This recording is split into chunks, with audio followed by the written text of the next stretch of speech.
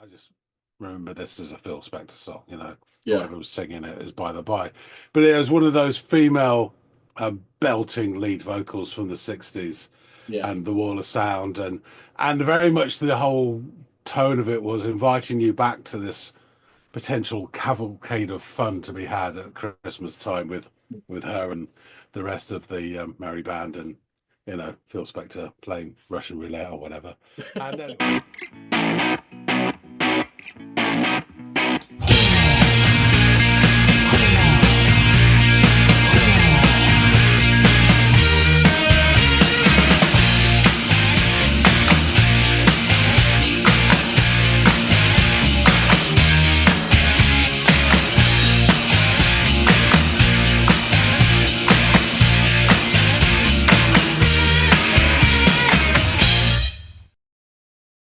Hey, everybody, and welcome to another episode of the Audiophiles in It. My name's John. His name's Andy. Merry Christmas to you all on this Merry special Christmas. day where we gorge ourselves in both food and capitalism. Well done, us. Just gets in the mood. A ray of hope flickers in the sky. A tiny star lights up way up high. More on that another year, perhaps. So, Andy, what special tune have you got for us on Christmas Day? Well, I will be playing the part of Saint Nick here and be giving out a gift. That gift is a reimagining of the song "Christmas, Baby Please Come Home," and it is performed by. And it's almost embarrassing that this is the first time this band has appeared on our channel because I'm a big fan of theirs. I know you know some of their material. I've yet to give you anything of theirs, mostly because I need to figure out what by them you are not familiar with so I can hone in on that part of their oeuvre. But the band is Death Cab for Cutie. Okay. Yeah. Yeah. So, I'm assuming you've never heard this version, their version of this song? No. Okay, great. Well, please go off and give it a listen. I've shared a link with you, and I'd love to hear your thoughts on this version. Can do. Will do. The snow's coming down. I'm watching it fall. Watching the people around. Baby, please come home. The church bells in town, they're ringing a song. What Is this now? Yeah, I think the original of this that I've heard, it's got a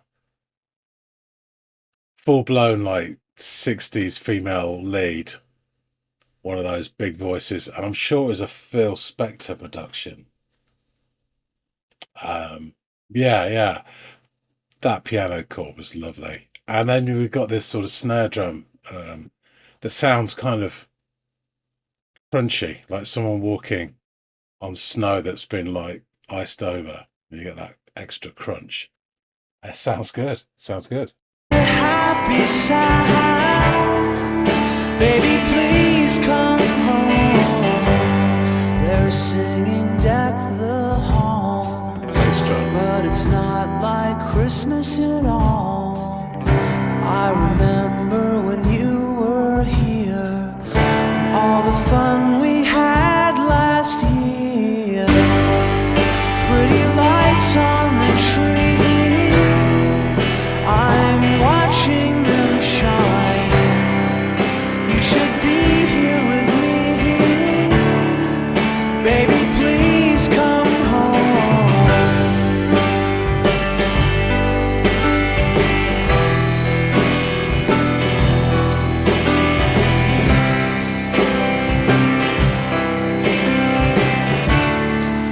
Baby, please come home.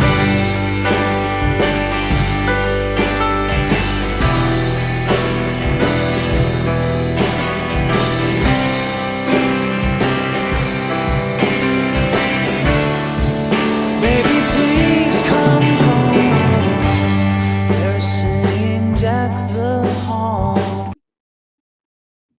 that was gorgeous. Piano. There's something when it's done really well, a piano can have so many different voices to it.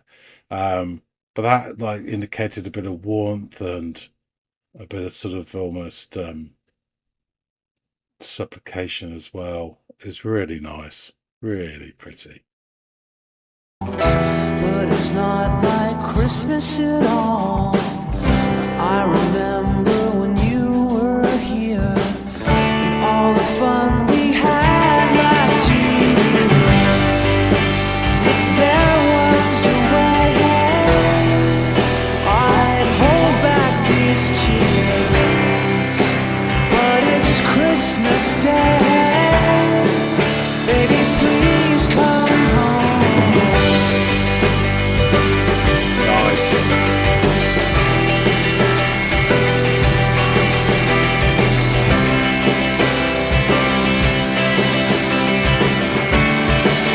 Baby, please come home.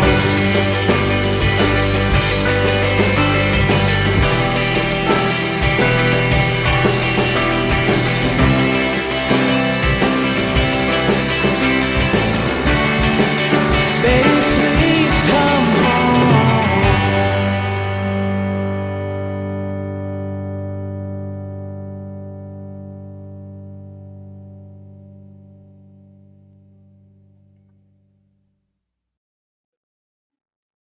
Lovely chord to finish on. Yeah, from what I remember, and my memory isn't reliable, I think the original was more up tempo and kind of like almost like this is all the fun that you're missing. It was more sort of celebrating Christmas and, you know, don't miss out, come on home. This is, you know, all the good stuff here. But this is more a sort of slower, and because of that, it sounds more sort of pleading almost. But he's making his case, and the song's building in sort of volume and breadth to the music as it goes along, and the piano chords that keep going. It's almost like someone is stepping or inching their way towards their goal. He's made his case. I hope he gets what he wants for Christmas. There's that weird percussion bit towards the end. I don't know if it was like a clicking or like really quick, like that frog scraper type thing, but that was odd. But there you go, their choice. Yeah, I enjoyed this actually. I mean, the piano was the absolute star. I loved the sound of it. The tone was beautiful, sort of rich and warm, and yeah, great stuff. Yeah, let's find out some more. We're going back and speaking with Andy. Well, it's a Christmas miracle. He has returned. John, what did you make of this tune by Death Cab for Cutie? Yeah, it starts off, and after about 10 seconds, yes, I remember this song. So, if memory serves me correctly, and it rarely does, I seem to remember that the original version was a Phil Spector production, and it had the name escapes me, and it's probably not. You know, I just remember this as a Phil Spector song. You know, Yeah. whoever was singing it is by the by, but it was one of those female belting lead vocals from the '60s, Yeah. and the Wall of Sound, and very much the whole tone of it was inviting you back to this potential cavalcade of fun to be had at Christmas time with her and the rest of the merry band, and you know, Phil Spector playing Russian roulette or whatever. And anyway, and all madness that would ensue in his world. But this seems, from my memory, to be like half the tempo. Mhm. And as such, it feels a much more nostalgic and even supplicating version. So it starts with the vocals and a slow sort of ringing guitar. And after he does a quick weather report, we get this great booming piano chord, which then continues through the track, along with a snare drum that sounds like somebody walking through snow that's been iced over. Mhm. Crunchy. Yeah. So it's really nice, and it's rocking along. And I know the song. I don't really know it by heart, but I kind of know the song. But they do play with the dynamics of it. So second verse, we drop down to these resident chord piano chords and the bass drum. And then it flips back to the previous guitar and the snare, and it keeps like changing it through. And after about a minute or so, this is quite a short song. After about a minute or so, we are treated, I do mean treated, to a gorgeous like piano solo, we would call it, or part, um, that kind of ramps up the emotional quotient of the song. I really, really loved it, actually. It's not Jules Holland or anything, but it's just lovely and it fits it brilliantly. And it ends with like a quick little drum fill and then going into the next verse, but nothing, out of hand because this is a Christmas song after all.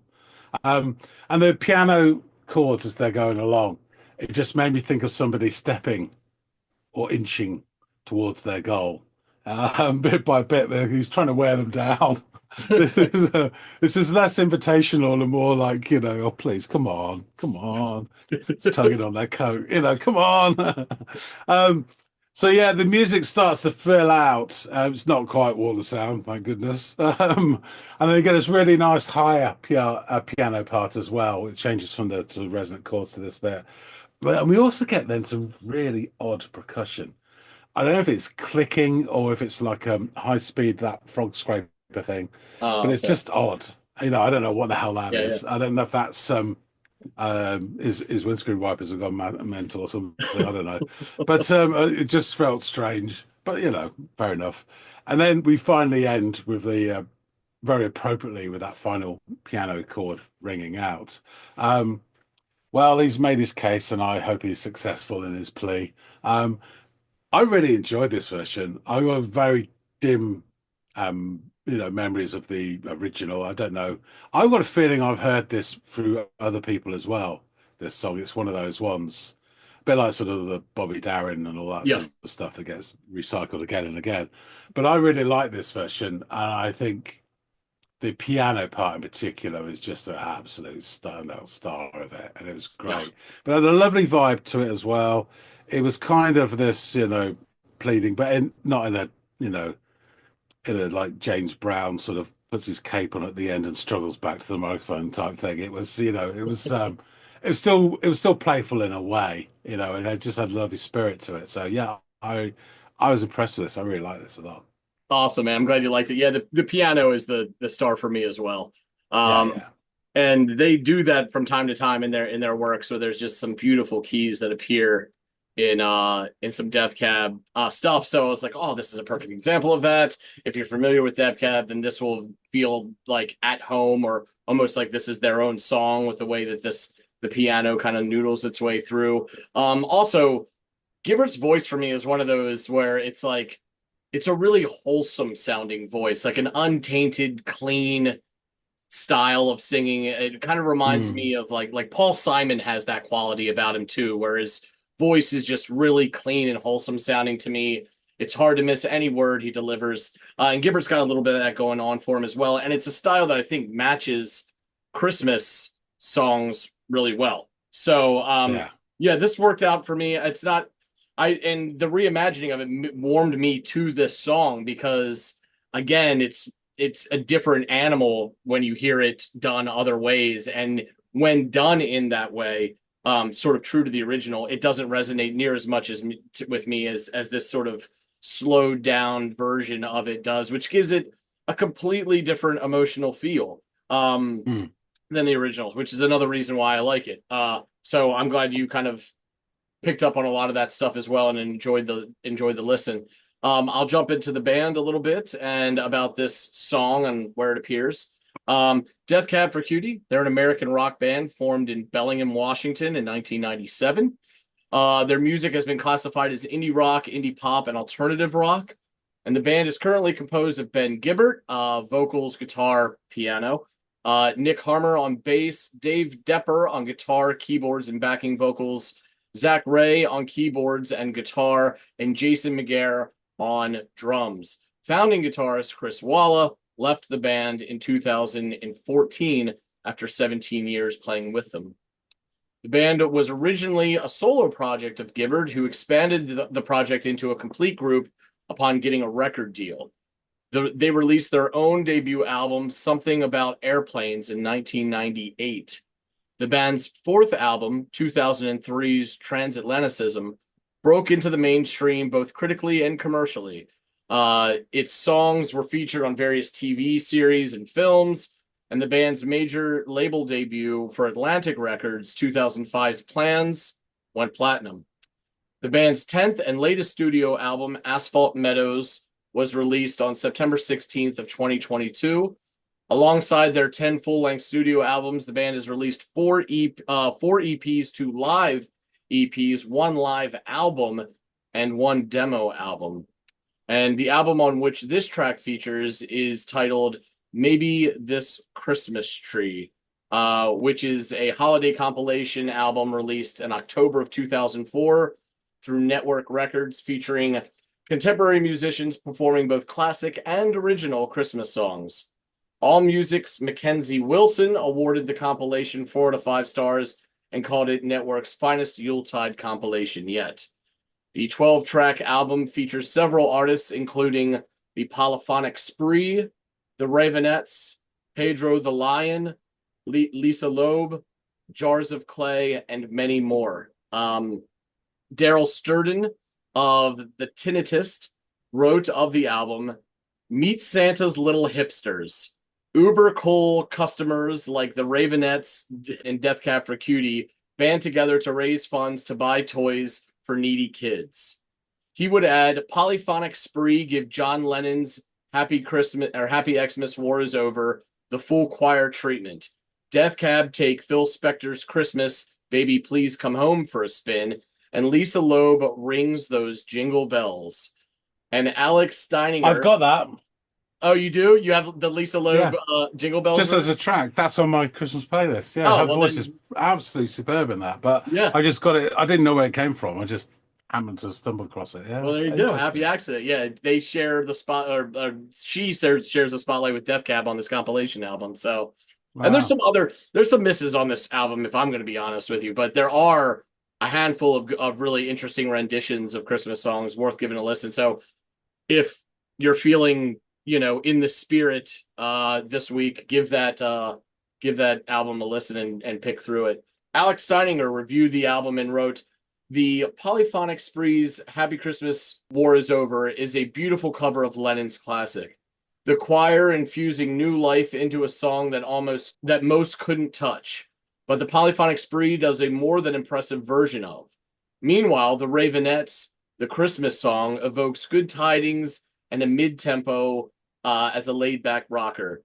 Pedro the Lion's I Heard the Bells on Christmas Day puts an emo spin on Christmas, while Royal Crown Review makes Christmas a sultry memory with Baby It's Cold Outside, with special guest Vicky Tafoya. Then there is Death Cab for Cutie's Christmas, Baby Please Come Home, a sad, dark Christmas song that puts an indie rock spin on the holidays and drives you to the bottle."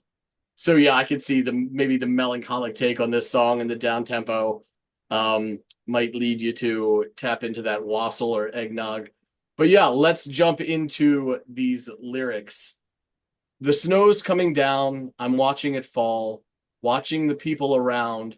Baby, please come home. The church bells in town, they're ringing a song. What a happy sound. Baby, please come home. They're singing Deck the Halls, but it's not like Christmas at all. I remember when you were here, all the fun we had last year. Pretty lights on the tree, I'm watching them shine. You should be here with me. Baby, please come home. Baby, please come home. Baby, please come home. They're singing Deck the Halls, but it's not like Christmas at all. I remember when you were here, all the fun we had last year. If there was a way, I'd hold back these tears, but it's Christmas Day. Baby, please come home. Baby, please come home. Baby, please come home." And absent of any prior experience with this song, if you just listen to the lyrics, you could totally understand how this could easily lend itself to a more melancholic sound, which is probably what Ben and company latched onto when they were trying to decide what they wanted to do and how they wanted to do it. They're like, these lyrics are actually a bit more, somber than we're used to hearing them over top of a more driving beat and everything. So yeah, I loved it. The piano is fucking gorgeous. So why wouldn't I like it and offer it up to you if you hadn't heard it? glad that you hadn't, but I'm kind of tickled that you actually have heard a track off this compilation, this obscure compilation from 2004 before, and it's actually in your collection. So perhaps here's another one you can add to it, or at the very least, an album you can go check out to see if there's other stuff on it that you like. I've got an inkling that I've heard the Polyphonic Sprees version of Merry Christmas Wardo as well. It just kind of rings a really faint Christmas bell. Oh, Yeah, and they're an interesting bunch. What was that? They did that cover of Nirvana, didn't they, as well? yeah, I think you're right. Yeah, I think you're right. Yeah, yeah. well, Yeah, very interesting. yeah, I'm glad you enjoyed this one, man. Happy hunting out there. And guys, Merry Christmas, you know. Thank you so much for spending the last year with us, offering up tunes and providing feedback and listening to the ones that we've offered up to one another. It's been a lot of fun, and we're looking forward to doing it all over again in 2025. So please do stick around. Jump down in the comments field and let us know what you thought of this track, or if you've got a favorite Christmas Carol or reimagining of a Christmas Carol, an iteration of a Christmas Carol that you're quite fond of, whatever, shout it down in the comments below. We'll give it a check for sure. And please like, share, and subscribe if you'd be so inclined. And hopefully John and I will catch all y'all in growing numbers on the next installment of the Audiophiles. Merry Christmas, everybody.